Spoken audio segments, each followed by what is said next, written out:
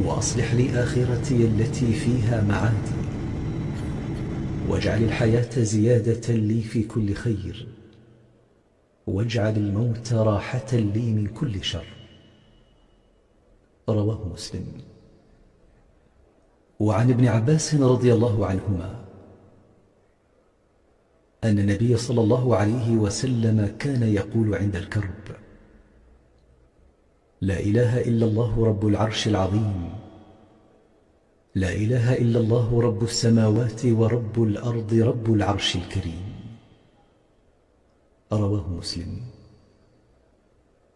وعن أبي الدرداء رضي الله عنه قال: قال رسول الله صلى الله عليه وسلم: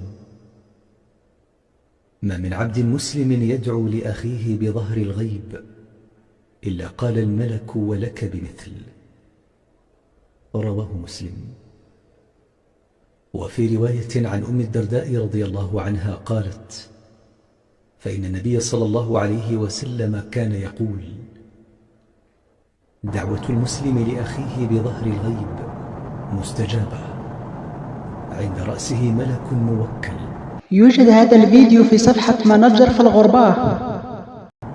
كلما دعا لأخيه بخير قال الملك الموكل به: آمين ولك بمثل.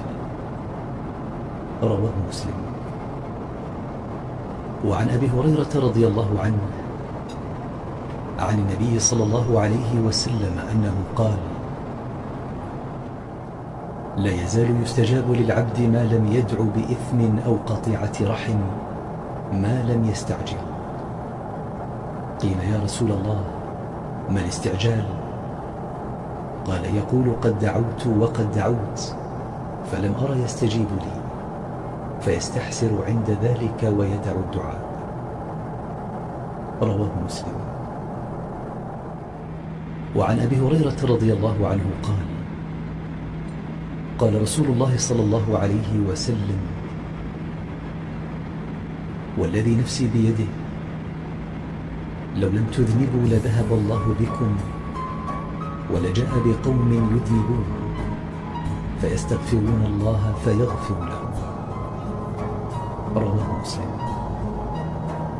وعن أبي هريرة رضي الله عنه عن النبي صلى الله عليه وسلم قال: إن لله 100 رحمة أنزل منها رحمة واحدة بين الجن والإنس والبهائم والهوام، فيها يتعاطفون وفيها يتراحمون، وبها تعطف الوحش على ولدها. وأخر الله 99 رحمة يرحم بها عباده يوم القيامة. رواه مسلم. وعن أبي هريرة رضي الله عنه قال: قال رسول الله صلى الله عليه وسلم: فإن الله يغار، وغيرة الله أن يأتي المؤمن ما حرم عليه. رواه مسلم. وعن أم المؤمنين عائشة رضي الله عنها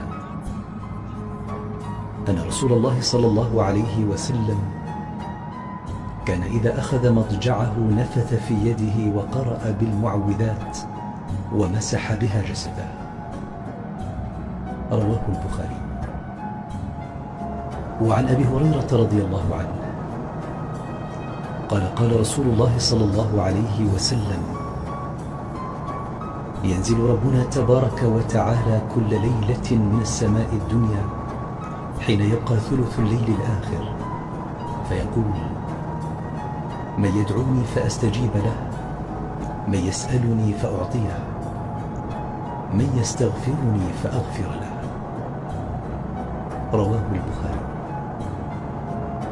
وعن أبي هريرة رضي الله عنه قال: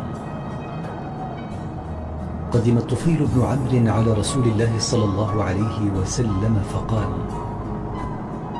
يا رسول الله، إن دوسا عصت وأبت فادعوا الله عليها. فظن الناس أنه يدعو عليهم فقال: اللهم اهد دوسا وأت بهم. رواه البخاري. وعن أبي هريرة رضي الله عنه أن رسول الله صلى الله عليه وسلم قال: من قال سبحان الله وبحمده في يوم 100 مرة حطت عنه خطاياه وإن كانت مثل زبد البحر. رواه البخاري. وعن أبي موسى الأشعري رضي الله عنه قال: قال النبي صلى الله عليه وسلم: مثل الذي يذكر ربه والذي لا يذكر ربه مثل الحي والميت. رواه البخاري. وعن أبي هريرة رضي الله عنه عن النبي صلى الله عليه وسلم قال: كلمتان خفيفتان على اللسان ثقيلتان في الميزان حبيبتان إلى الرحمن سبحان الله العظيم سبحان الله وبحمده. رواه البخاري.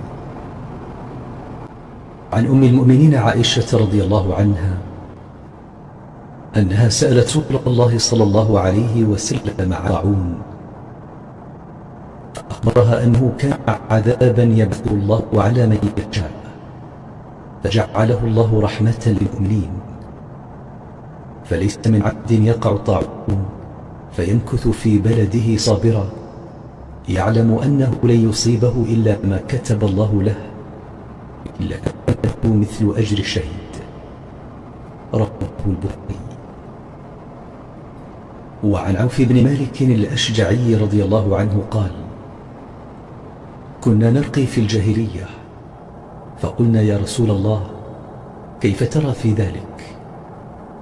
فقال: اعرضوا علي رقاكم لا بأس بالرقى ما لم يكن فيه شرك. إذا كنت مسلما ادعمنا بالإعجاب لمعرفة عدد المسلمين في هذا الفيديو. إذا كنت مسلما ادعمنا بالإعجاب لمعرفة عدد المسلمين في هذا الفيديو. إذا كنت مسلما ادعمنا بالإعجاب لنعرف عدد المسلمين في هذا المقطع.